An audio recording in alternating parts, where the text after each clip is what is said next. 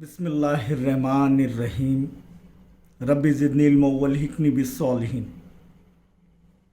मुतवाज़िल इज़्ला की आज़माइश। अभी तक हमने मुतवाज़िल इज़्ला के ख़ुसूसियात देखे। अब मुतवाज़िल इज़्ला की आज़माइशें क्या है? तो 4 आज़माइशें हैं। नंबर 1 कि जिस ज़रबतुल इज़्ला के मुकाबिल के ज़ावियों की जोड़ियाँ मुतमासिल होती है वो ज़रबतुल इज़्ला मुतवाज़िल इज़्ला होता है। मुकाबिल के ज़ावियों की जोड़ियाँ अभी तक हमने देखे ख़ुसूसियात में कि कोई भी मुतवाज़िल इज़्ला हो उसके मुकाबिल के ज़ाविये मुतमासिल होते हैं। लेकिन अब जो है आज़माइश मुतवाज़िल इज़्ला की आज़माइश के अंदर के कोई भी ज़रबतुल इज़्ला हो अगर उसके मुकाबिल के ज़ावियों की जोड़ियाँ मुतमासिल हो यानी मसावी पैमाइश के हो तो उस वक्त हम कह सकते हैं कि वो दिया गया ज़रबतुल इज़्ला एक मुतवाज़िल इज़्ला है। ये मुतवाज़िल इज़्ला की पहली आज़माइश है।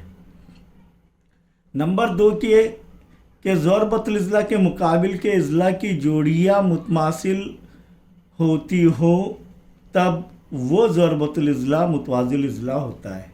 ख़ुसूसियात में हमने देखे कि मुकाबिल के ज़िले मुतवाज़िल इज़्ला के मुकाबिल के ज़िलों की लंबाई मुतमासिल होती है।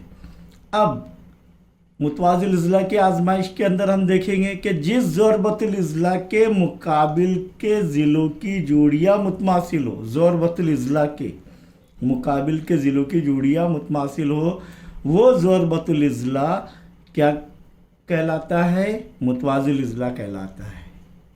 यहाँ पर अगर कोई भी ज़रबतुल इज़्ला उसके मुकाबिल के ज़िले ए डी मुतमासिल है बी सी और ज़िला ए बी मुतमासिल है ज़िला डी सी तो हम कह सकते हैं कि ये दिया गया ज़रबतुल इज़्ला मुतवाज़िल इज़्ला है। ज़ावियों के लिहाज से हमने इस पर देखे। तीसरी आज़माइश मुतवाज़िल इज़्ला की ये है कि जिस ज़रबतुल इज़्ला के वितर एक दूसरे की तनसीफ करते हैं। वितर अगर खींचेंगे हम पी आर ज़रबतुल इज़्ला पी आर और एस क्यू और ये जो है वस्ती नुक्ते पर मिल रहे हैं। कहाँ पर मिल रहे हैं? वितर वस्ती नुक्ते पर मिल रहे हैं यानी एक दूसरे की तनसीफ कर रहे हैं।